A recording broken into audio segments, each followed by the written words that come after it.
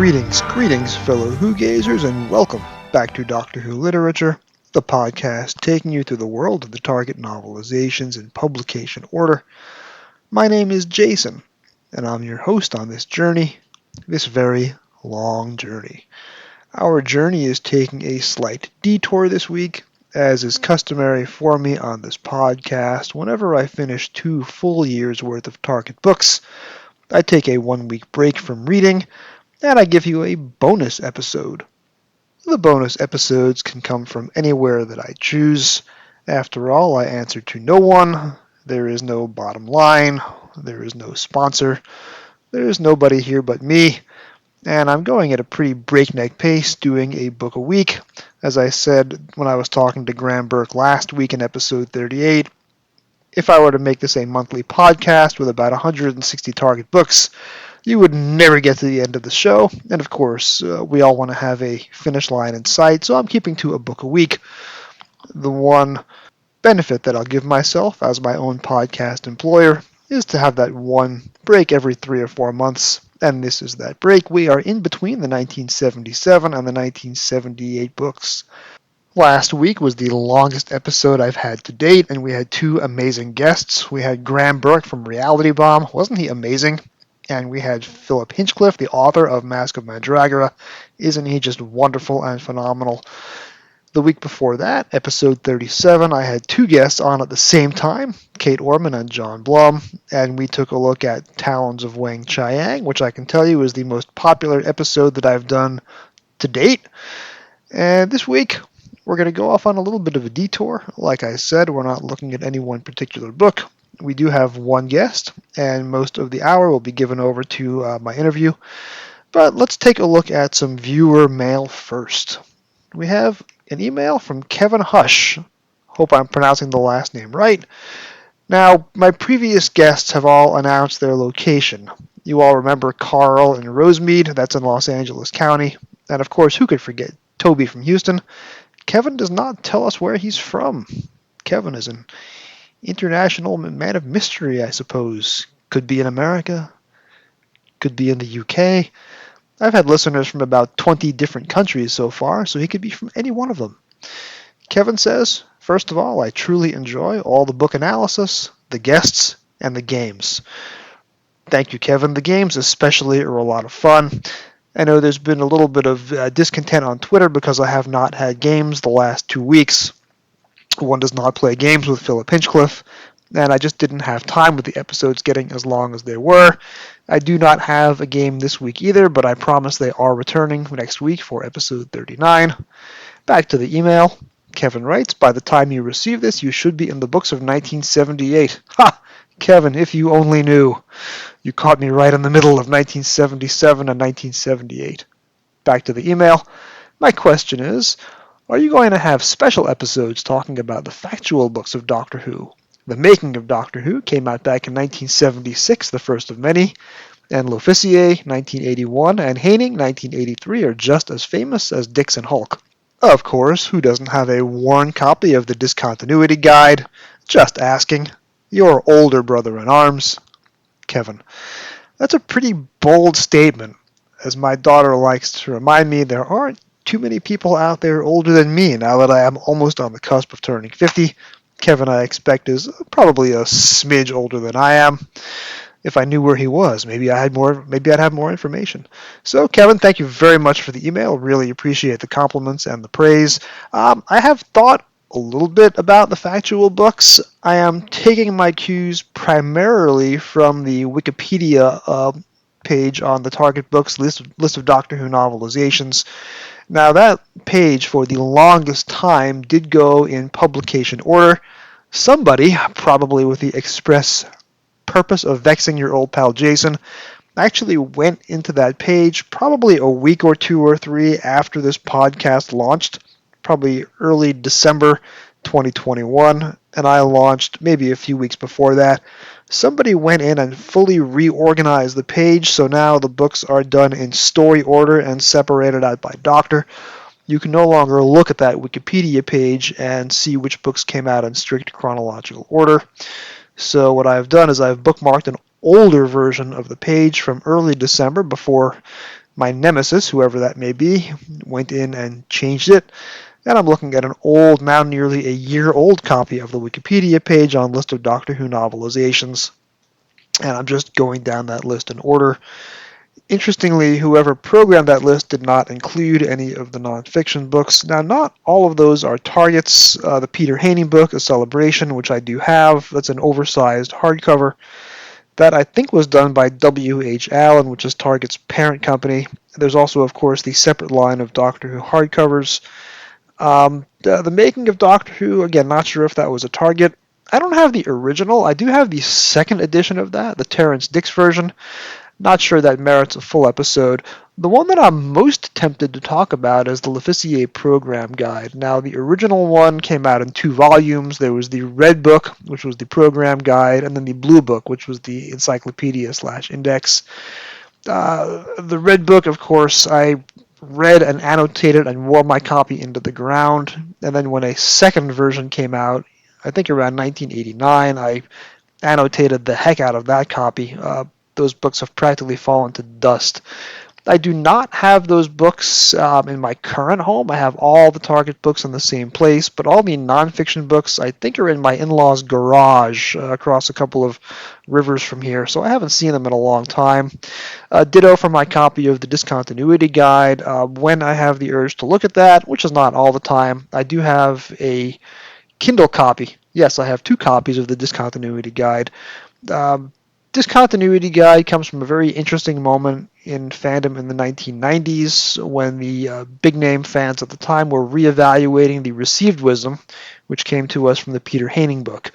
Discontinuity Guide is very much, not so much in conversation with, but in direct opposition to the Peter Haining slash Jeremy Bentham chapter material in A Celebration.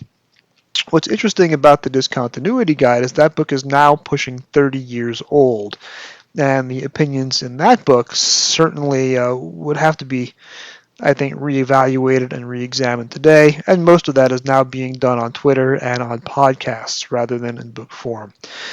I think there's a lot to discuss about those books. I'm just not sure that this literature podcast is the vehicle to do that. Maybe a bonus episode in the months and weeks and years to come. But for now, thank you for the email, Kevin. I pretty much plan on sticking to fiction. After I finish the last of the Target novelizations, I don't know what I'm going to do next, but fortunately I have a couple of years before I have to worry about that.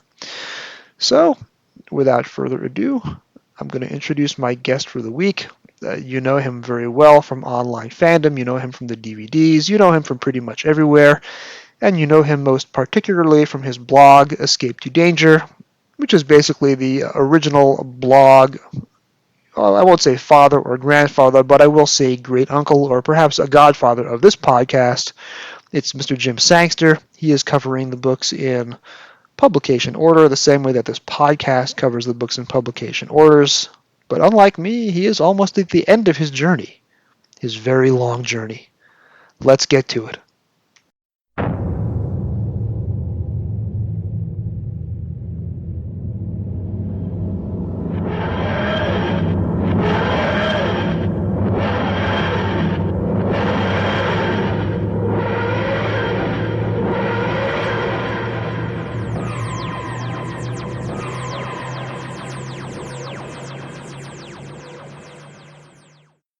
So, as I always do, every time I finish 2 full years of Target books on the podcast, I take a week off of the books, but I keep the podcast going with a so-called bonus episode. This week, I am very happy to have on, for the first and hopefully not the last time, Jim Sangster, who has done many, many things in his life, Doctor Who related, and is currently running the Escape to Danger blog, which goes through the Target books in publication order, which will seem very familiar to those of you following my podcast for the last 9 months. I was going to do a introduction of Jim's accomplishments, and then I came up with a script that was about as long as this episode will be. So I need to do a very, very brief summary rather than an exhaustive accounting. You have seen Jim on many of the DVDs. You have read his short stories. You have heard his voice on a couple of big finishes. In other words, if there's anything Doctor Who fandom related over the last few decades, Jim has been behind it. Jim, welcome to the program. Wow, yeah. It just shows me how much of my life has been wasted, really. But thank you very much. Have I missed any of your signature accomplishments that you want to tell our audience about before we go forward? I think just to add to the eye rolling of, oh, it's him again. Yeah. So I mean, I've been a contributor for Doctor Who magazine for about 14 years, 15 years, a regular one, as the toy reviewer. So every Christmas I do a roundup of the toys. Also a picture researcher, because that used to be something I did professionally. So for the Doctor Who DVDs, you'll often see it with thanks to credit, because I've done picture research for that. And the same with Doctor Who magazine, just because I've got that sort of brain that when they say we need a photo of actor X, I go, I know which one you need, and I know which program to go through. But very, like a lot of enthusiastic fans, I've been very lucky to be in the right place at the right time. So, well, I joined fandom when I was about 14 years old, and immediately wanted to start writing for the local fan magazine. And then I was involved in organising conventions. So, for British people, one of the biggest conventions in the UK was the Manopticon Manchester-based conventions, and I was on the organising committee for those for many years. And yeah, I've just been sort of a hanger-on for forever. So, and obviously with the pandemic happening, I needed something to do. So that's when I decided to read all the books, because that's a sane thing to keep your brain going. Very similar to me. I use the pandemic as an excuse to ramp up my podcasting activities, starting with a guest host appearance on Trap One about 3 months into the pandemic. And then that escalated, and then I decided I wanted my own show, and I've been doing this for about 9 months now, and I've been able to keep the pace up weekly, which I doubt I'd have been able to do had I been reporting to the office 5 days a week for the last 2.5 years. So I think a lot of people have to blame the pandemic for the explosion of Doctor Who related content, both blogs and podcasts. I think the smart people saw the pandemic as an opportunity to learn. So we've all been. I mean, I had an old blog many years ago, but using this system now, I think it's WordPress. In fact, no, I know it's WordPress. I don't know why I say I think it is. It's WordPress, and just learning my way around that. And I've also learned 3D printing to some successful degree, and then recently my 3D printer packed up. So that's clearly the end of the pandemic. And just keeping you. I've always had projects. I've always been a sort of creative little bunny. So as well as writing reviews of the toys, I got into customizing toys many years ago and learning different media to use to customize toys and make cloaks or paint or sculpt. And so that's another thing that I used to frequent the forums just for the toys and talk about how to customize them, and learn so much about that. And then learn Photoshop because fans were learning how to do video covers and DVD covers. And then I ended up using Photoshop professionally. I trained people at the BBC how to use Photoshop for many years. So just because I wanted to know how to do a cover for the Android invasion. That's not the story that you figure would provoke a lot of creative activity, the Android invasion. Well, it's one of the hardest ones because there's hardly any photographs. So I had to be creative on it, and learn how to take details out of the background of a shot and merge that with a nice photo of Tom Baker and that photo of Stigron. And also because I was friends with Clayton Hickman and Lee Binding, so as they were learning on the job, they were saying, this is how I achieved like the sort of the sunburst effect of light that Clayton was very famous for, and then later on learning how to kind of paint. Not to the same sophistication that Lee Binding does, but I was able to use that for some Radio 4 dramas to illustrate the website. So there was a stack of Toby Haydock's dramas for Radio 4 that had very deliberate references to Chris Achilleos or to Jeff Cummins in the template of the design, which only me and him got. It's been interesting for me going through the books in publication order and looking at the evolution of the covers. I've already exited the Christos Achilleos era, and I went through the Mike Little years, and now I am just reaching the first Jeff Cummins covers. You can see that I have Face of Evil in front of me for a recording next week, and that, I believe, was Jeff Cummins' first cover going in publication order. I think it was, yeah. And I've always loved that. I mean, that was the cover I was copying for one of Toby's dramas specifically. Just the circular motif and the idea of something stepping out of it and a big head in the background. And And similar to Tomb of the Cybermen, which is also coming up, yeah, that's also Jeff Cummins. So I've got a handful of Jeff right now. and it's a similar sort of idea to what Alistair Pearson later on did with the kind of a window onto the world. I referenced that in the Ghostlight entry. In that, it's a similar sort of thing with like the companion in one frame and the doctor's face large, and elements of the world sort of interspersed in the frame. And I think Face of Evil is stunning. It's one of my favourite covers of all time. You mentioned that also, I think, for the Survival cover, which has the cover divided into segments by the claws of a cat, and each face is separated out by the claw marks. Yeah, and I believe it's very difficult when you're talking about Alistair Pearson because, I mean, for one thing, I don't think that's his real name. Alistair Pearson is a construct, and he used to do interviews in fan magazines, and the interviewer was him interviewing Alistair Pearson. And a lot of people thought that the interviewer was going to really rough ride because Alistair was really rude to him, and it's just comedy. He's just a very creative person. And so a lot of the things he said in interviews, I still don't know whether or not they're true. Things like when he did the first pencil sketch for Silver Nemesis, he said he did the swastika background on Hitler's birthday. I don't know if that's true. It's a great story. And similarly, he said he submitted the survival canvas to W.H. Allen, or to Target, and they said it needs something else, and so he got a scalpel out and just slashed it. Now, I don't know if that's true. I don't know if that's actually what he did, but it's a great story, and it's a great cover.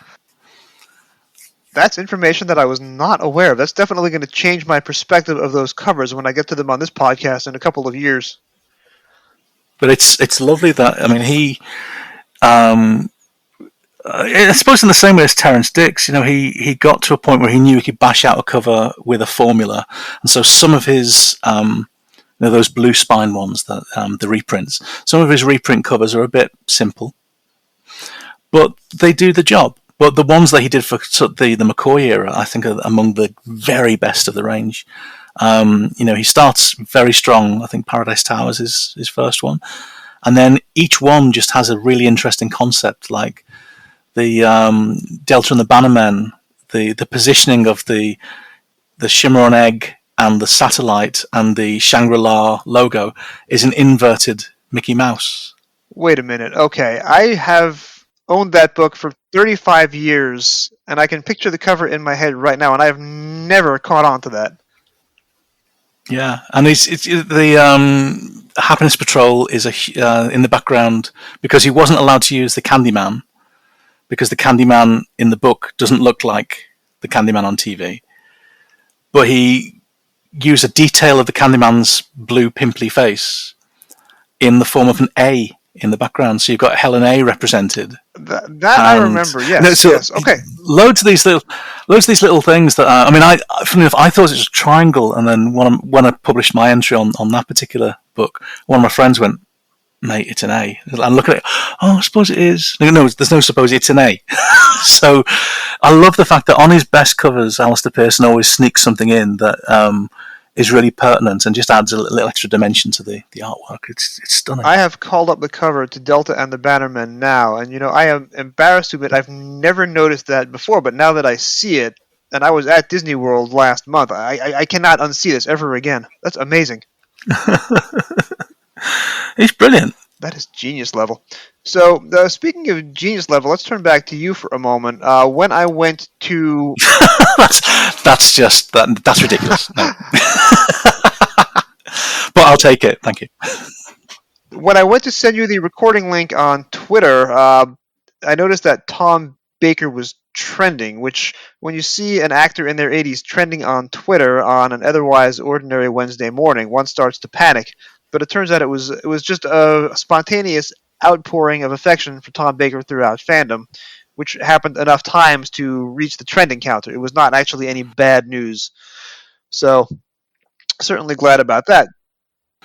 On my feed here, it's I think it's because there's one of those polls that comes around first Doctor, best Doctor, and currently I can see trending Rose Tyler, Eighth Doctor, Peter Capaldi, and Tom Baker. Um, I don't think any of them are dead. I hope so. I have Rose Tyler trending as well, but yes, not because the character has passed away. Yeah, as I mentioned to you earlier, I used to have a job where part of my job was kind of chasing obituaries, and as a consequence, I earned the nickname of the Jim Reaper. So I'm always very sensitive when it comes to celebrity deaths, especially because a lot of my friends, if one of their favourites dies, I get the blame. And I haven't even worked in that job for like 3 years, but they still go, "Oh, the Jim Reaper strikes again." And this particular month has been very difficult for that, with so many beloved figures. I mean, Olivia Newton-John just the other day, Yes. and obviously we've lost Bernard Cribbins and David Warner, and it's just. I think it's just a sign of as you're getting older and there are more celebrities that you recognise and identify with. It's just a facet of that. Hopefully, it's not going to get as bad as 2016, which was so bad. The man who used to do the BBC's obituary programme every year at New Year had to ask to have a second edition created because there were so many celebrity deaths that needed to be marked. Yeah, it's been similar here in the States. We lost in the last week Nichelle Nichols from Star Trek, and then we lost a very long time sports announcer who'd been calling sports for 67 years. And I did a double obituary on my show last week. I try and keep up with all these celebrity deaths, Doctor Who related, but there are some weeks where it just gets to be too much, like the week that Bernard Cribbins passed away. Yeah, and for everyone else, we've got Toby Haydoke, so he can look after everybody else and write their obituary for the Guardian or whoever. But as I said, I was on a podcast last week, the Reality Bomb podcast, and talking about Bernard Cribbins and the fact that it's a kind of immortality to have a fandom who care enough to to keep you going, and the fact that we've got Bernard Cribbins, who we haven't even seen his last episodes, and we're not going to probably see them until next year. So we've always thought he was immortal, and in that way, he's going to live on. Kind of in the same. When Tom Baker goes, I don't think he's going to actually die. I think he's just going to transcend into another form, and Yes. He'll suddenly go to whatever the afterlife looks like and go, oh bugger, it was true. There is a god. He probably has enough Big Finish recordings completed but not yet released that will possibly outlive him. Even if he survives another 10 years, he probably has enough Big Finish to keep going beyond that. I've certainly got enough to keep me going for a long time because I'm so behind with them. But like all the modern doctors who've done it, he's now got more episodes recorded for Big Finish than he did for TV. Yes, because he was only on TV for 7 years, and he's been doing Only. Big Finish, I think, for longer than that, and more often than that, because you don't have the same worries about only being able to do a certain number of TV episodes in a year. Big Finish has enough scripts to do, I think, a story daily. Yeah. And I mean, the first few were a little bit weird, but I think he's settled into the rhythm of it, and it's lovely to hear like Louise Jameson putting so much effort to make sure that her voice is the same notes that she was using all those years ago. It's a lovely fan service, Big Finish. I think it's an incredible thing. I've actually just reached the Louise Jameson years in the books, and I've been looking at the TV episodes as I read along. So her first Target novelization started coming out in late 77 with Talons of Weng Chiang and the aforementioned Face of Evil with the Jeff Cummins cover.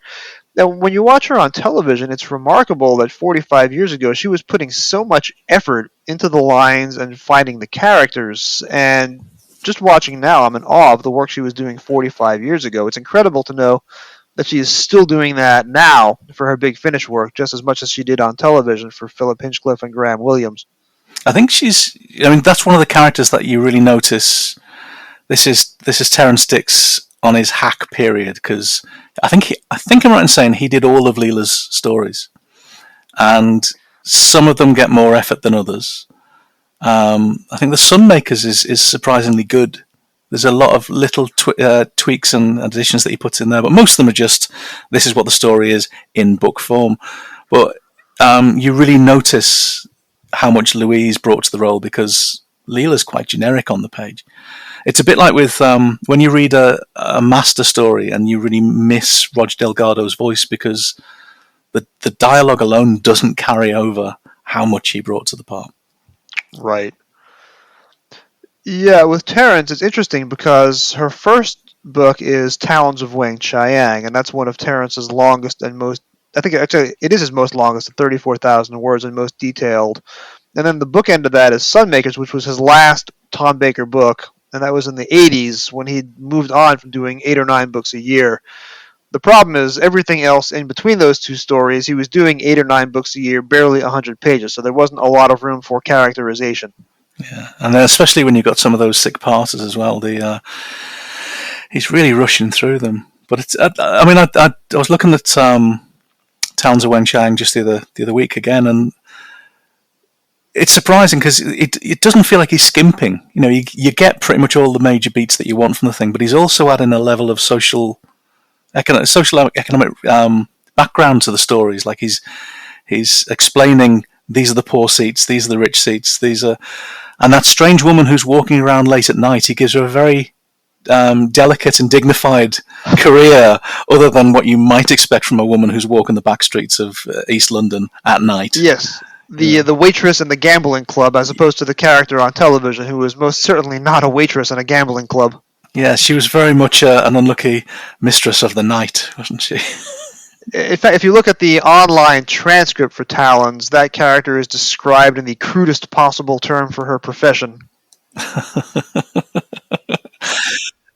Oh, there's one missing. The old lady becomes an old man in the book, doesn't she? Yes. The ghoul. The And ghoul, yes. You don't get anything quite as beautiful as I wouldn't want that served up with onions. It's enough to make it all sick. He was taking out some of the most extreme Robert Holmes commentary and opinions and making it a little more socially acceptable for the kiddies. Yeah, probably quite right too. So I was going to say, I'm just about entering the doldrums of Terrence Dicks's 95-page Robots of Death novelization period, so the books are going to get much shorter for me.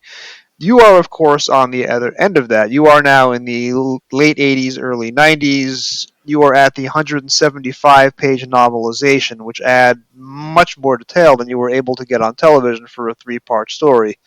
And I think you have Curse of Fenric yet to come, which is the great granddaddy of Target books in terms of length. So let's just backtrack to Escape to Danger. This was a project of the pandemic, I believe? Yeah, so I mean, I read the books as a child. I went to my local library in South Liverpool, and there were those hardback editions, which were they're always laminated by the library service with thick plastic that flaked away like Scaroth's face, and some of them are those weird, were they White Lion editions? Yes. The ones with the Hartnell novels with Tom Baker's face slapped on the front, yeah, like a sort of weird explosion of prog rock, which was completely misrepresentative. And I think that's one of the reasons why I didn't at the time read The Crusaders. I have no memory of reading The Crusaders at the time, and this is in the late 70s when I first started reading the books. And then Christmas 1981, Father Christmas brought me 4 novels. He brought me Loch Ness Monster, Ark in Space, Keys of Marinus, and Carnival of Monsters. Oh, wow. And then soon after, my parents took. I'd done well in my exams or something, and my parents took me to a bookshop in Liverpool that's no longer there, called Wilson's Bookshop, and it was one of those very traditional, very slender, multi-story, like a terrace. And on the upper floor of that, they had every single Doctor Who book, as far as I could tell. And when my parents said, "You can pick 2," and I was just overwhelmed. I was thinking, how do I pick 2? It's like Sophie's Choice, only better. And I think I read every single one of the books up to that point that I could find. But now I'm reading the books, I realise that there were so many I missed. There were so many I just didn't find. And, I know that pretty much all of the televised 80s stories I got, and I got most of the McCoys, but I was skimping so many. And then around about 1985, 84, end of 84, beginning of 85, I joined the Doctor Who local group in Liverpool, and I became part of the pirate VHS network. So suddenly I could watch the old episodes. I didn't need the books anymore. So I was watching, I think the very first pirate copy I got was The Pirate Planet, Oh coincidentally. wow. And then I saw Ark in Space, Death of the Daleks, Robots of Death, The Chase. I had the choice of seeing either Dalek Invasion of Earth or The Chase, and I said, well, I've seen the movie, I want to see The Chase. And weirdly, I've always loved it because of that choice, because it was the wrong choice, but it was also the right choice. So, although I stuck with the books, they became harder to find after 1985 because, for some reason, Doctor Who stopped being quite as popular. So, I wonder why. That's almost yeah. entirely coincidental, I'm sure. And over years, I've had friends who cared about the books more than I did, so I just gave them away. I didn't realise there was a whole economy there. And then late 2020, how can I phrase this? I stumbled across a dodgy torrent that suddenly gave me an e-book version of all of the novels. And I thought, right, okay, that's my New Year's resolution. So January 2021, I'm going to start reading all the books. And then I didn't. And I moved house, and then the universe gave us a very kind pandemic, and loads of people I knew were learning how to cook and suddenly rushing into, we've got to watch everything and do everything. And I just thought, take your time. They think this is going to be over in 6 weeks. And I was already looking at the projections, and they said, no, this is going to be around for a long time. So I didn't want to rush into anything. But eventually in June 2021, so the pandemic had been going for about 3 or 4 months, 3 months then. So this is 2020. I think we mean now 2020. Sorry, 2020. I do apologise. Yes. I'm terrible when it comes to linear time. So 2020, and it was June when I thought, right, I'm going to sit down and read Doctor Who and the Daleks, as it was, because it was the Target edition. And I thought, I think I should probably do something to make sure I stick at this. And I thought a blog would be a good way of doing it, because if I do it publicly, then I'll be shamed if I suddenly decide to give up. But just in case life got ahead of me, I thought, I'm not going to publish the blog until I've done 20 chapters. So once I got to book number 20, then I published my first entry. And then that meant I had a bit of a backlog. That meant I was always ahead of the game. And I've been just working my way through them. So when you say I'm up to Curse of Fenric, I actually finished the whole project a year ago. But the entries are scheduled that far in advance that all I've been doing is the day before the chapter is due to be published, I'll reread it. So with a year's hindsight, I can go back and go, oh, that's a terrible phrase, or no, you've got that wrong, and just tweak it and get it fixed. So I'm now rereading my entries that I wrote a year ago. Oh, wow. And then last week I decided I should probably do some cross-linking. So for the first time, I've now linked, if there's a reference to the Doctor Who and the Cybermen in Revenge of the Cybermen, hopefully there should be a link taking you between them.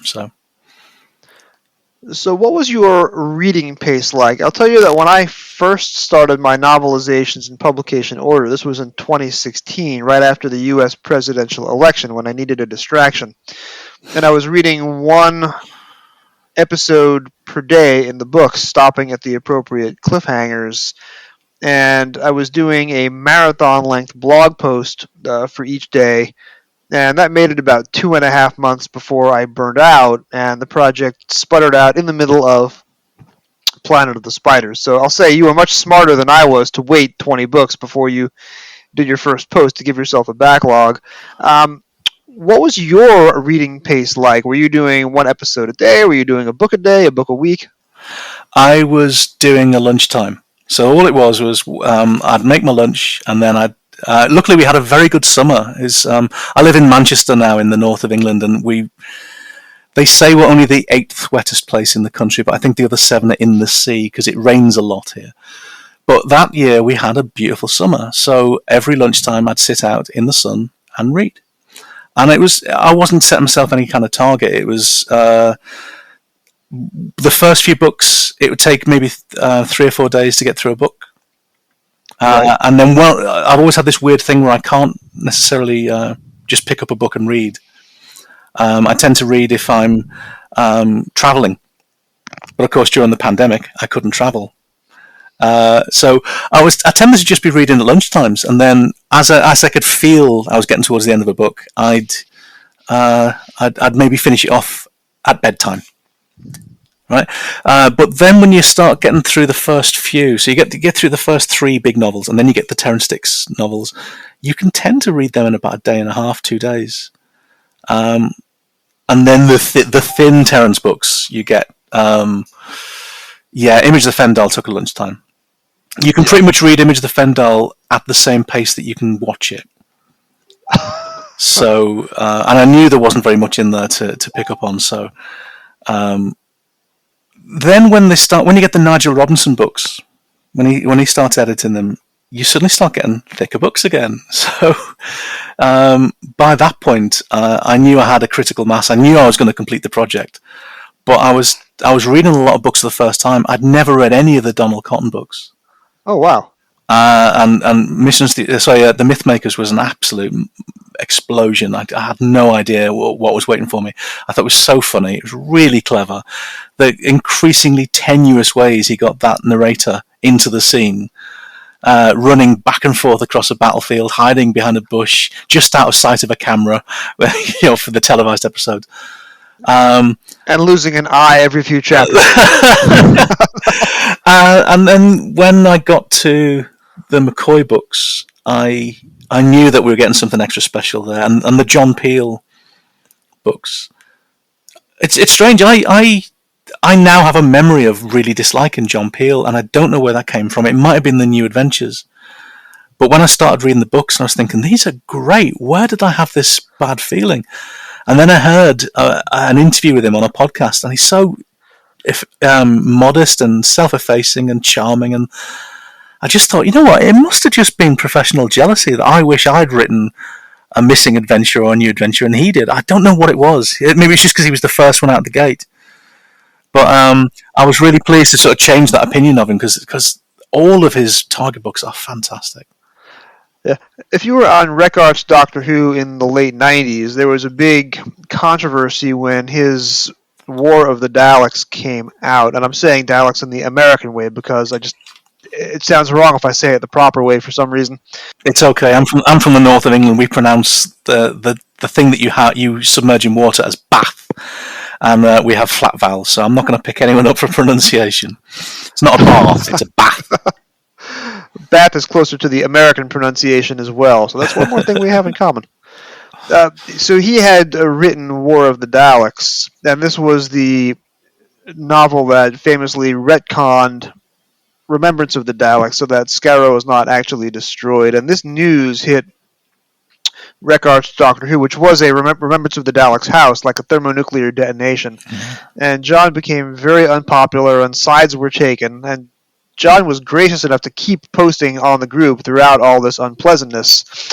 But it wasn't until I got to see him speak at a convention in New York for the first time in 2013 that I realized I had taken the wrong side of that debate. And then I reread War of the Daleks, and it's actually a very good book. It must have been that because I haven't read either of those books. And I did read the previous ones he did for those ranges.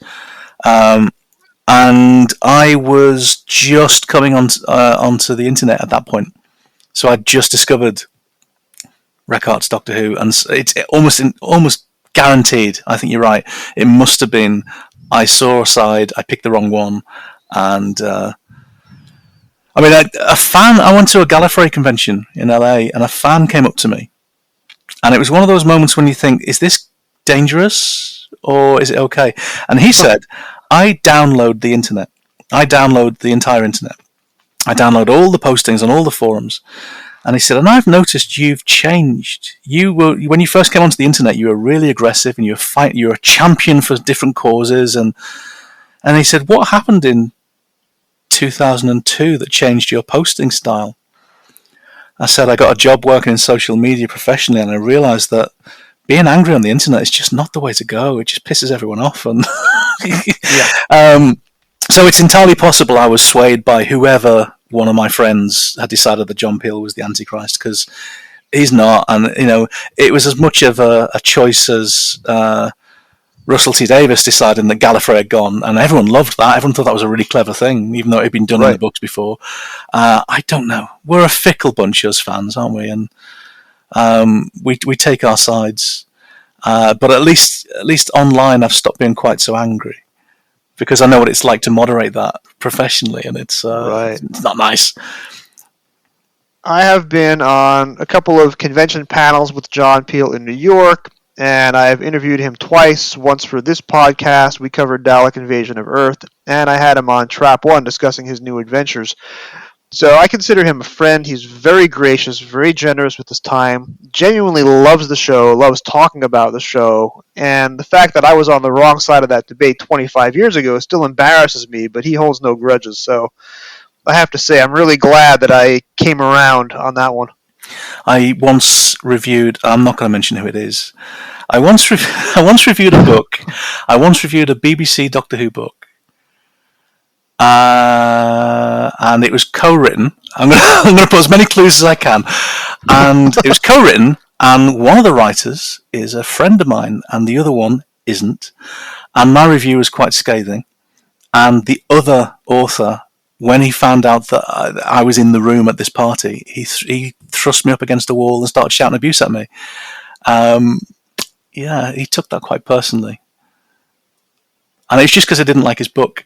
So I can appreciate it from the point of view of an author when you read a review, and I know reviews matter. We care what people say about our work. I've had it done to me, and I think the best thing you can do is just go, that's your opinion, and move on. But we don't, do we? We take it personally. So it's like when I've been reviewing the toys, I've always tried to think about somebody spent some time building this toy and designing this toy and trying to get the most playability out of it. I don't want to make their lives difficult by saying it's bad.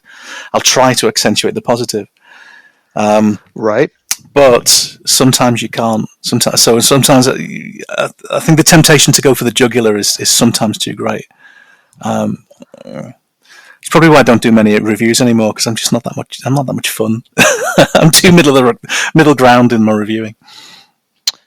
One thing that I've noticed in my reread is that I have changed my opinion on a lot of the books. And of course, I'm only, entering 1978 now, so I have the mid-80s output and the Donald Cottons yet to come. I have read every Target, but in some cases, like The Rescue and The Romans, I have not read those books since the late 80s. So when I come back to them, it'll be almost a brand new reading experience for me, similar with Planet of the Giants and Smugglers. The last few Terrence Dicks books I would have read, but only once, and I have very little recollection of them. So I'm very curious to see if my opinion will change.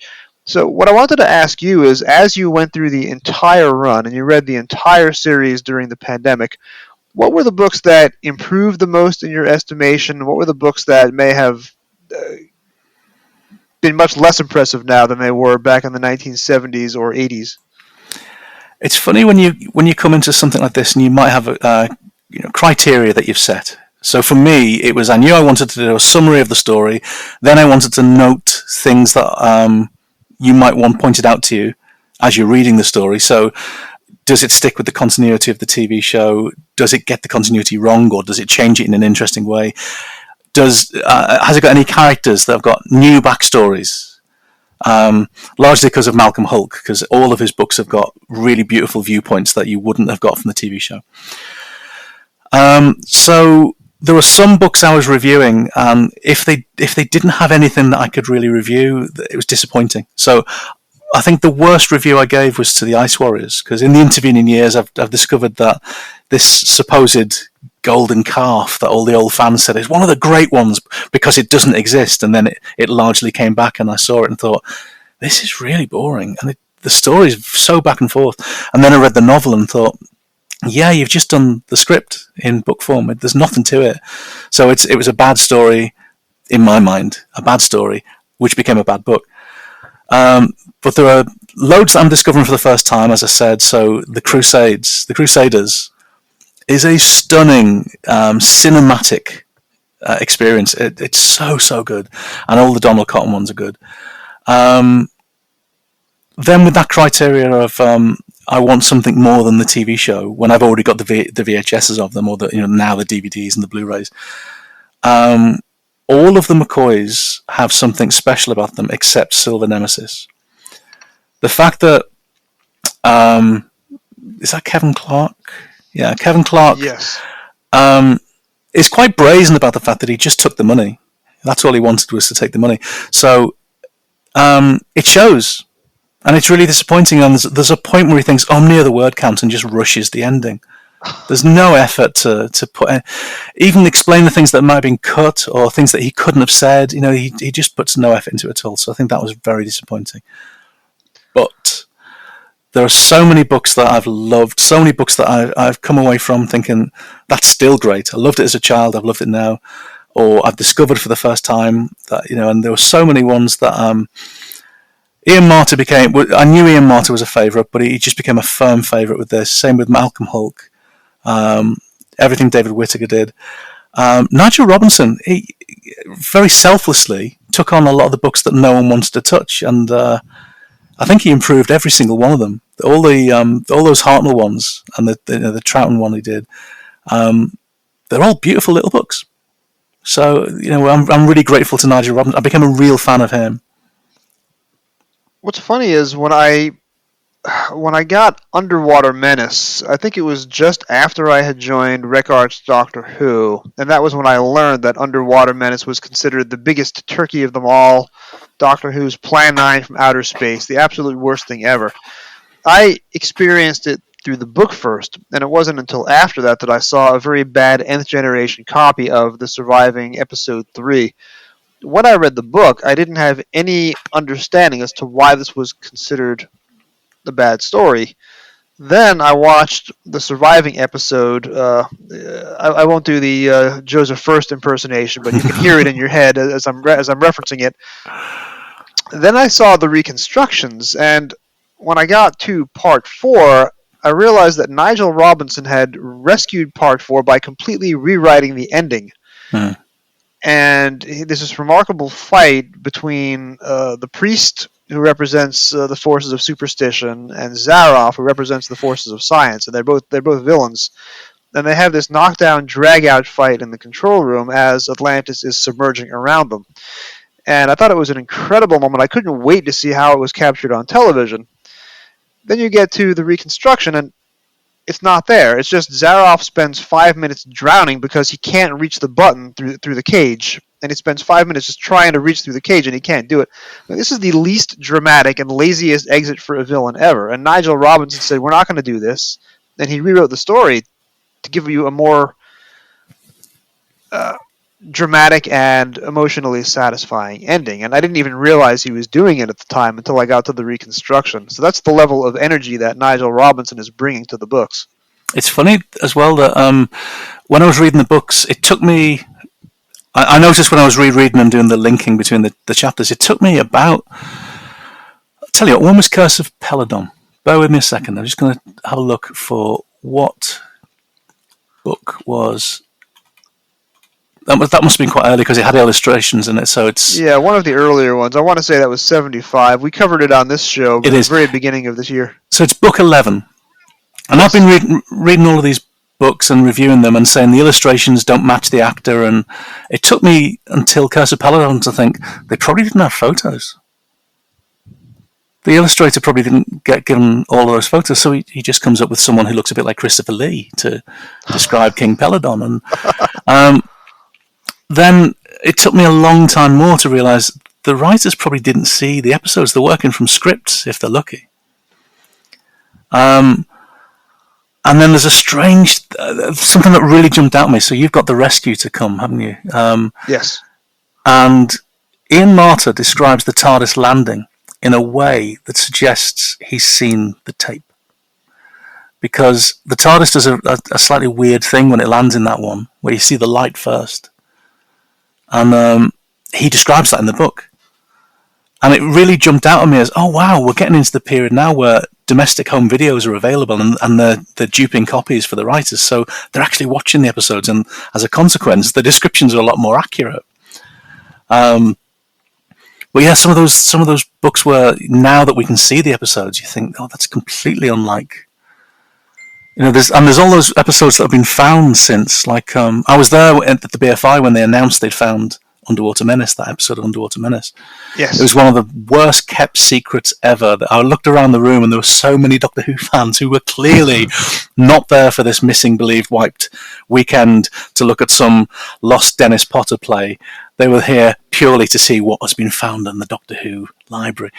And to see those first few minutes of Galaxy 4 episode, and then to see that episode of Underwater Menace, and every one of us came away going, but that's brilliant. Trouton's doing so much stuff you can't hear on the audio track, and it's so much fun.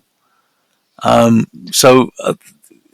think when I first started reading these books, I had no hope that I'd see these episodes, because in those days you didn't get repeats more than like in the UK at least, we didn't get repeats at all, except for 2 stories from the previous year. So in the summer we'd get, I think, Pirate Planet and Androids of Tara were repeated that year. And that's kind of as much as you'd see out of time until we got the 5 Faces.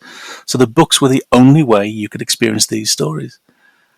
And I think for a lot of us, when they started releasing the VHSs and you see Planet of the Daleks in all its greenery, you can't help but be disappointed, because I think the book of Planet of the Daleks makes it seem a lot more exciting. Again, I love the TV show, but I love the book more. And when you see Terror of the Autons, and where's that nesting monster? Where is that nesting monster? Where's the one on the book cover, and where's the one in the illustration? It's just a crackle on a screen. And it's interesting that you mention Brian Hales, because for Ice Warriors, his second and sadly final book, he cuts out a lot of the television story. A lot of the arguments are gone. The animal menacing Jamie as he's being dragged across the snow is taken out of the book. Jamie's paralysis is largely taken out of the book.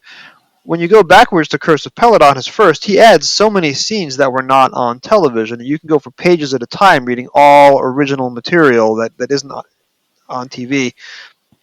So what I've taken to doing over the last few months is, as I read the book, I have the episode transcript on screen in front of me. And every chapter, I'll just go back and forth from the book to the transcript to see what's changed, what's missing, what's been added in, what's been taken out. And that's given me, even after 37 years after I got my first novelization, that's a really interesting way for me to approach the books anew, because especially for Terran Styx, you can see what words he chooses to take out of Towns of Wang Chiang to make it a little more acceptable for the kids. And then you realize for a book like Curse of Peladon that Brian Hales is giving you all the stuff that was not on television. So when I get to War Games, I'm especially curious as to what percentage of the page count was taken from the TV scripts versus what Malcolm Hulke added to himself. I'm willing to guess it's about 50-50, adapting the TV series versus just putting in his own new material, as Malcolm Hulke liked to do. It's a strange one, that, because I think a lot of people, before they saw the VHSs, actually before they saw the DVDs, I think that was the turning point for the War Games. A lot of people assumed the War Games must be rubbish and it must be full of padding because the book is so slim. But the way that Malcolm Hulke approaches it is, here's the dramatic beats, here's the space I've got, and then he fills it appropriately. And I didn't feel I was missing anything, even though there's so much that's missing.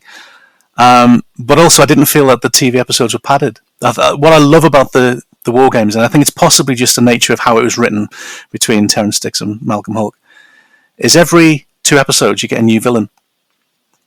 So, and each one is bigger than the previous one.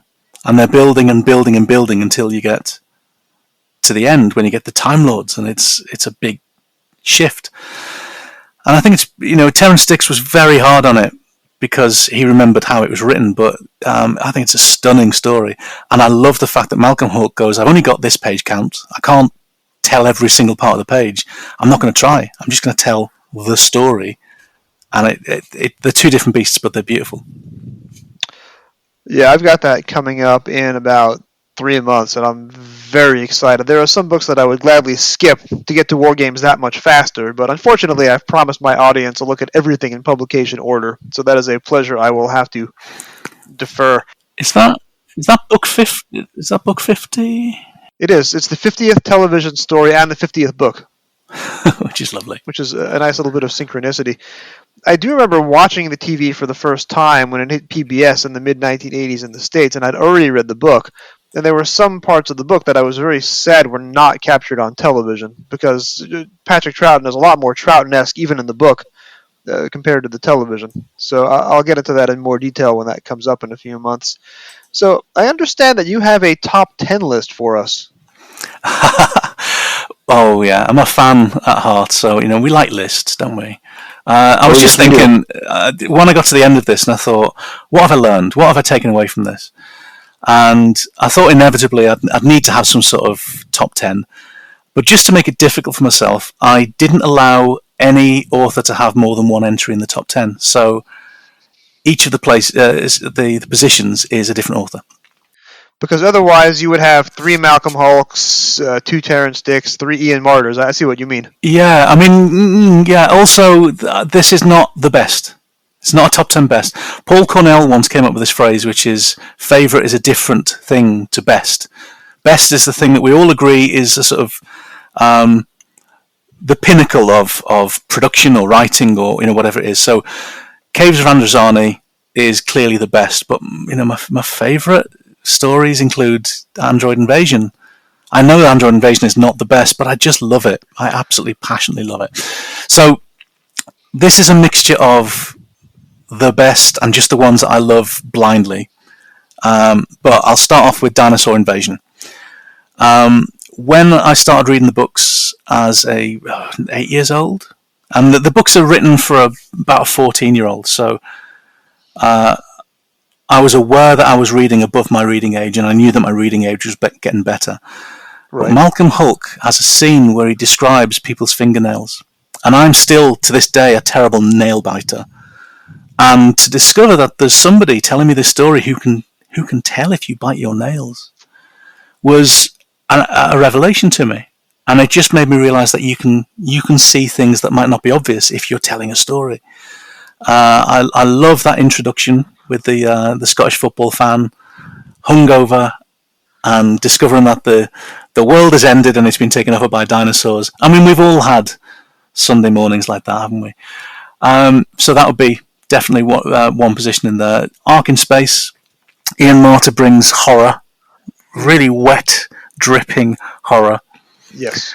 One of the things I've been really disappointed by is that fans have a really boring way of interviewing writers. So I looked through every single interview of every single target author I could find, and nobody said, who are your influences? Who are the books that you read? It took me to get to David Fisher's rewrites of his books, where his son says, oh, my dad was a passionate fan of these type of books. And I thought, finally, one author who I've got an insight into where he's coming from. I want to know which books Ian Marter was reading. I want to know if it's more than just Lovecraft. Because there's very much a Lovecraft flavour in it. But I want to know, was he reading, is James Herbert appropriate for the time? I don't know. Ben Aronovich, Remembrance, I think you mentioned before, that's kind of the text for modern Doctor Who books now, Yes, the prototype new adventure. And the funny thing is, I remember at the time when the story came out, and the coolest lad in our I was still in the latter part of school at that point, and the coolest lad in our school came in saying, "Did anyone see Doctor Who last night?" Because it's Liverpool, by the way, that's the voice in there.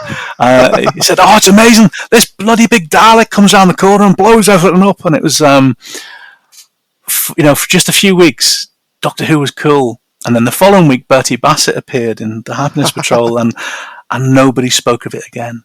But the thing I loved about Remembrance is people just assume, it's got all this backstory, it's got all this history. But a lot of it is created by Ben Aronovich, and certainly in the book, you read it thinking, this must be a reference to a past story. No, a lot of it's him. A lot of it's just him going, this is what I would imagine might have happened. So The reason why Remembrance is so loved is because it's rich in a way that doesn't alienate you. It takes you along and says, "Here's the backstory," and it doesn't matter whether you've read or seen Genesis of the Daleks or the first Dalek story. I'm not going to do a potted review of all of these. I'm just going to rush through them. But City of Death has to be on the list. James Goss is an old mate of mine, and it's always awkward when your friends write things or do things, and it's like Morrissey said, we hate it when our friends become successful. Not because we resent them or feel jealous of them, but we just don't want to be put into a position where we say, I didn't like that. To have read the novel of City of Death and then to read the novelisation, and they're two different beasts. And James Goss has a brilliant voice. His style of writing is stunning. And the novelisation is an absolute joy. I've mentioned Crusaders. It's got to be in there. I think David Whittaker gave us so much as the granddaddy of... I think he can definitely be said to be the midwife of Doctor Who. Yes. If Sidney Newman and Verity Lambert want to claim to be the parents, he's definitely the midwife. And Crusaders is an epic cinematic journey that is incredible. Speaking of historicals, Mythmakers has to be on the list. I think I possibly prefer the Romans, but because he's novelising somebody else's story, I decided to go with the Mythmakers. We've already talked about that, though. Ghostlight is next for me. Mark Platt. Again, he's a fan, and he gets his one shot at writing for the TV show, and he comes out with one of the most incredibly rich stories. I don't think you can understand it in one go. Certainly the book. I was flicking, looking up the references. But he's also aware that he's of that generation now where people will videotape it if they want to see it again, and they will see it again, and they will rewatch it and get more. And the book is more than just, you've already got the videotape it. So my last three, I've got to have John Peel in there. It feels a cheat because Dalek's Master Plan is novelised across 2 books, but I can only pick one book, so it has to be Mutation of Time. Because it's the second half, it's the bit that we've got the fewest amount of surviving episodes, it's the bit that he adds the most to, and also he's been a bit kind of slavish to Terry Nation's desires, but now he's writing somebody else, so he's having a bit more fun, and it's a lot more witty. The conversation late at night between the Doctor and Sarah Kingdom at the very beginning of the book, which opens the door for missing adventures and makes her a proper companion rather than a long-term guest star, blew me away when I would have been about 16, 17 years old. And I still find that one of my favorite passages in the book. It's I really, really love all of those Dalek stories because they're so much better than they really should have been. And I love the fact that in that podcast when he talks about Terry Nation's a bit of an old chancer,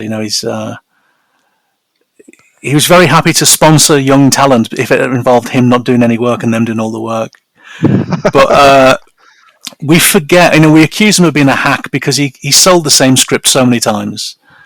But it was a good script. If you look at the Daleks and then you look at Planet of the Daleks and you look at Death to the Daleks, if Big Finish decided to kind of retell that story on an ice planet and then on a moon and then under the sea, I'd be more than happy, because it's a good story and, all he wants to do is make a little change and change it from a jungle to an ice planet. I'd watch that. It'd be great. And I'm saving an odd one for last, so I'm going to go with Rose. So Russell T Davies brings us the new series. And he brings us a book that is both respectful of the past, but also bringing us up to the present. There's so much in there that is new to the book. There are new characters. There's a whole new logical family as a part of this story. Yes. Which enriches Rose and enriches Mickey as a character. I think Russell had very nice intentions with Mickey in that he is what Rose is running away from. And then they cast Noel Clarke and they suddenly realise they've only got one non-white face in the regular cast and they've made him lazy, stupid and cowardly. So automatically Mickey needs to be on a journey that's slightly slower than Rose's. Whereas in the novelisation we find out Mickey's a good guy, it's just that he's never really been tested because people have such low expectations for him. Why would he need to test himself? Also, the luxury of Rose, where we've already met her, we've already seen what she's capable of. In the novel, he's not afraid to make her look selfish and Right. prejudiced and quite bitter. And with good reason, because she's been messed about by an ex-boyfriend and she's still saddled with her mum, who's got very low ambitions.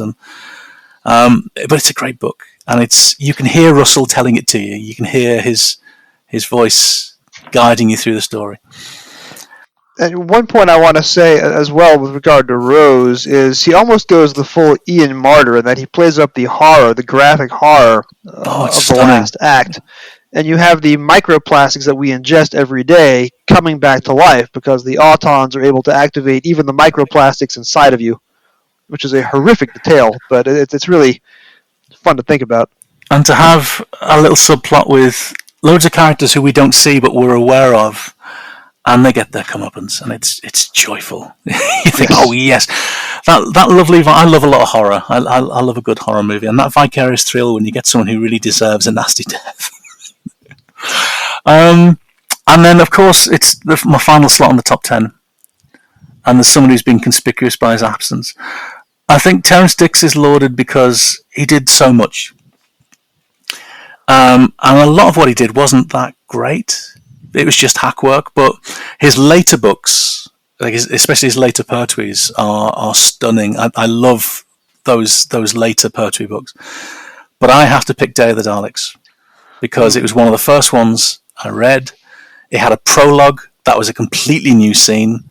It's so disappointing when you watch the TV episodes and it doesn't have that prologue. When they were making the DVDs, I campaigned to get that prologue dramatized. And they said, we're spending our money elsewhere. And I was speaking to Ed Stradling, and in the end, they turned down my proposal to dramatize it. I'd written the script very cheekily, just cribbing from the novel. And I was speaking to friends who I knew had monster costumes, and you had Daleks, and you had Ogrons, and I just went, come on, let's novelize this. Let's dramatize this thing from the novel. And they decided to go elsewhere, probably for the best reasons. But I was so close to seeing it on screen. Oh, wow. So there'd be like my top 10, and then, as I said earlier, I think Ice Warriors and Silver Nemesis, for various reasons, would have to be the least pucker, the least appreciated as far as I'm concerned. But they're all gems in their own little way because they get us reading, and that's important.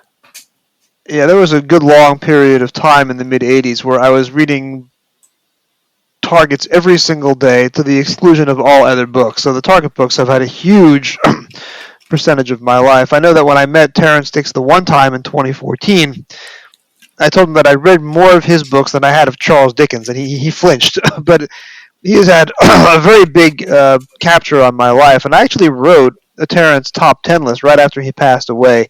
And looking at that list now, 3 years later, I'm not sure that I wouldn't completely reevaluate what's in the top 10.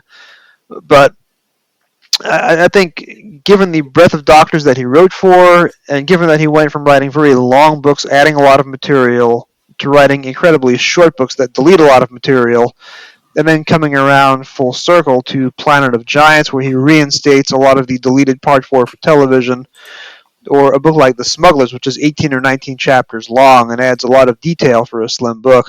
I think Terrance is certainly deserving a top 10 of his own. I'll probably go back and revisit that Terrance top 10 after I finish this project in about 2 years' time, but definitely Day of the Daleks certainly has to be in consideration for one of his stone cold best. And then, of course, Auton Invasion, his very first, has to be up there. Talons has to be up there for a variety of reasons. And the book that I read as soon as he died was Power of Kroll. And even in that one little slim book, which adapts perhaps a less than beloved TV story, he adds a lot of value to Power of Kroll, knowing that it's a Robert Holmes story, even though it wasn't Robert Holmes trying very hard. That became a sentimental favorite for me, so I put Power of Kroll in my Terrance top 10, even though objectively maybe it's not the best thing he ever wrote, but compared to the television story, I think that's an example of Terrance Dicks' genius right there, the things that he can bring to a script that you don't even notice. It's not a coincidence, I did this deliberately, but I'm wearing a t-shirt right now, which is one I designed, which is a Roboman. And it says, through the ruin of a city stalked the ruin of a man. And I cite this repeatedly as the best opening to any of the target books. But he does a variation on it in a few of the stories, where he'll just sum up the entire situation in one beautiful line. And for that, I think he should be celebrated. But also the fact that to have in a local library a load of books written by somebody who is consistent and will enrich your word power and will keep you entertained till the end, and isn't afraid to change a few little scenes or add a little bit of extra nuance if he thinks that it's lacking.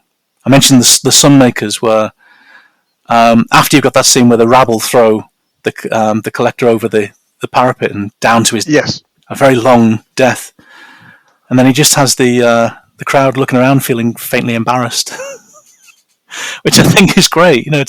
We had this little rush of excitement, and then now what do we do? Oh, maybe we shouldn't have done that. So, Jim, what is next for you now that you've finished reading all the targets and you're coming to the end of your postings? What is next for you? Well, as you mentioned, on the day that we're recording this, next Saturday, or this Saturday coming, I've got Curse of Fenric coming through. Understandably, that's an epic chapter. And then it's weekly, Battlefield, Pescatons. I've got a bonus episode because in the UK on the 29th of August is a bank holiday. And what I was doing as I was publishing all of these is when there were public holidays, or if it was Doctor Who's birthday, or if it was my birthday because it's my blog and why not, I published an extra chapter. And that also helped me get ahead. Yes. Christmases were a joy because I'd have like 4 or 5 days where I'd have a stretch of a book every day. So I've got Power of the Daleks coming.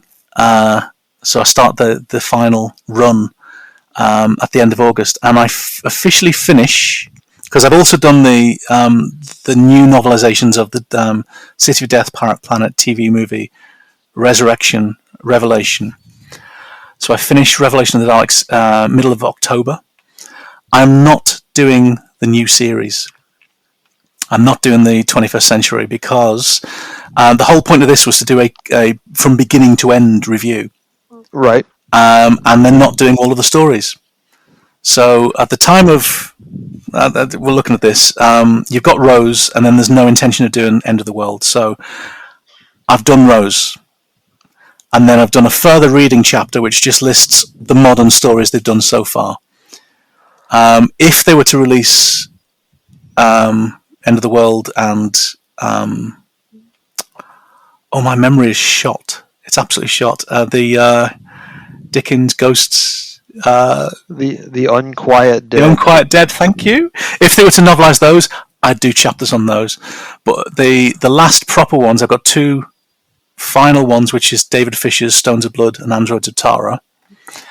And then on the 17th of November, every day, as a thank you for everyone who's followed me for the last 2 years on this, I'm going to novelise something myself. So it's a deep tribute to the Target books. There'll be a chapter of this novelization every day with an illustration per chapter and a book cover in the Slatter Anderson style that would have been what the book might have had at the time it wasn't published. So there's my official revelation that I've completely unauthorized. It might even get taken down within seconds, but I'm hoping it won't. I've novelized something that I think needs doing with a lot of love. And I will say that you have been gracious enough to show me the novelization, and I read what you showed me with tremendous enjoyment. So that will be a very fitting final chapter for your journey, your very long journey, so to speak. I think it will. And then, I don't know. I need to fix my 3D printer, so that might be a thing. I don't know. My mum and dad keep saying, when are you going to do a novel? I keep thinking, there's so much of other people's work to watch, to read and to watch. There's a new Star Wars show coming out in September, and I can't wait for that. I'm suddenly a massive Star Wars fan again after years of it just being something I liked as a kid, and The Mandalorian then just mainlined it into my brain. Then, so I've got all of that to do. And I've got a day job. I've got a day job that, without going into the details of it, is very stressful. and I don't want to go into what it actually involves, but it involves the worst people of the internet. So Oh my goodness. all of this is how, because it's my profession to deal with the internet, and so as a consequence, I need things to distract me when I finish work. So that's why I do all of these things. I've always got little creative projects: designing T-shirts, designing posters, or making models, or 3D printing things. So I don't know. We'll see. It is funny you mentioned the new Star Wars series, Star Wars Andor, because I was reading The Face of Evil for an upcoming episode as that dropped, and of course Andor is a character in The Face of Evil, but I dare say that Diego Luna's character will be a lot more interesting than poor old Andor, who only makes it halfway through Face of Evil. I mean, it'd be lovely if the Star Wars Andor had a character with a cricket glove on his head as some sort of religious artifact. That'd be great. Sometimes, they say, "Oh, how can Doctor Who compete with Star Wars?" And sometimes I think it doesn't need to. They're two different beasts, and having a Welsh actor in a loincloth wearing a cricket glove on his head is something that Star Wars could never dream of doing.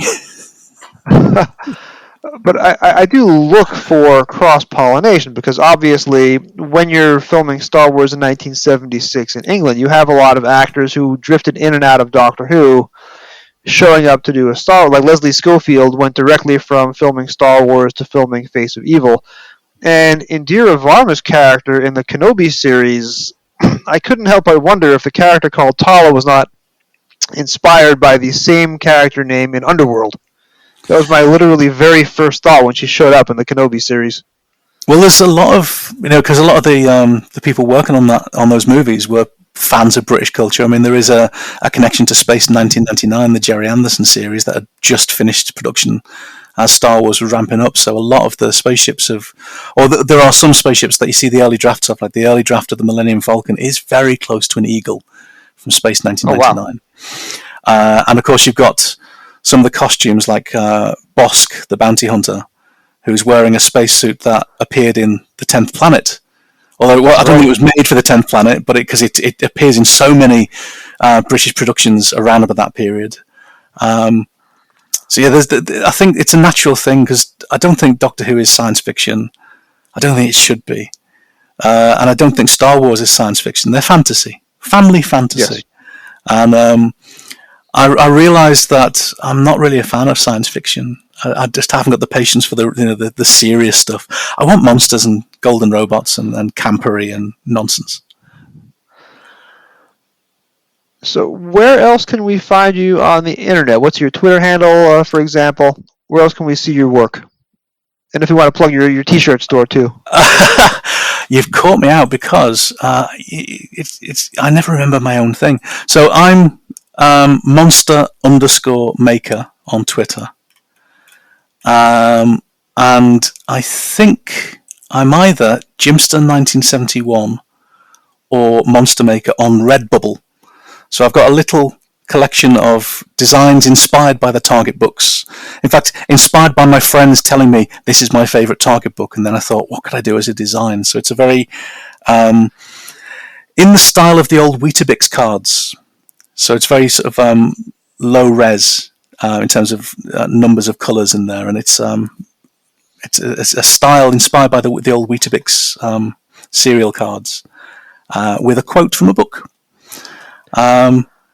But as I said at the top of this, I pop up all over the place in some sort of minor role on so many things. I mean, the Blu-rays, it's funny watching me as a contributor now. I'm watching a documentary on the Blu-rays and thinking, oh, wow, I used to have a ginger beard before I started this, and now I'm grey, and and I'm still very much part of the Doctor Who magazine crew. So I don't know. I'll pop up somewhere. I'll find a way.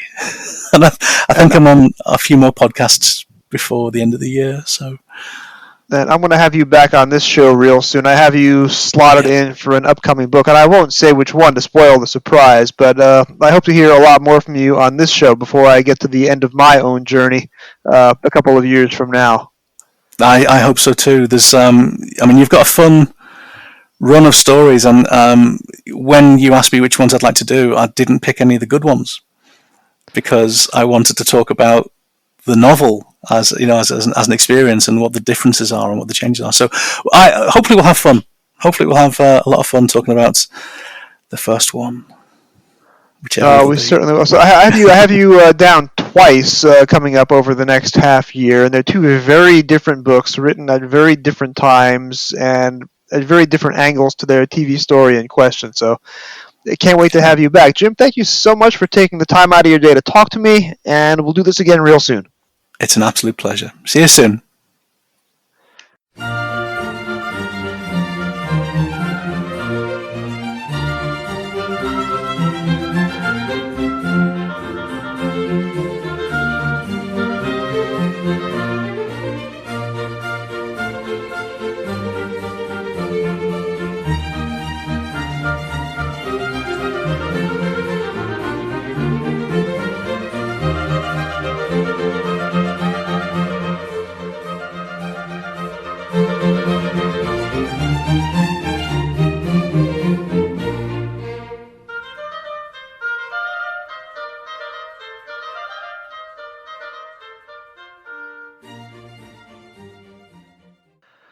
Wasn't that so much fun? Doesn't Jim just add so much of value? That was just an amazing interview. Only wish I could have had him on sooner, and we are certainly going to have him back on again. He is on the upcoming calendar. I will not say when, but I am sure you are going to keep an ear out. Some funny things he said, like Sophie's Choice, only happier. Funny that he mentions that. That primarily took place across Prospect Park from me in Flatbush, which is one of the better known Brooklyn neighborhoods. That's where the author of Sophie's Choice settled, and that's where he told the story.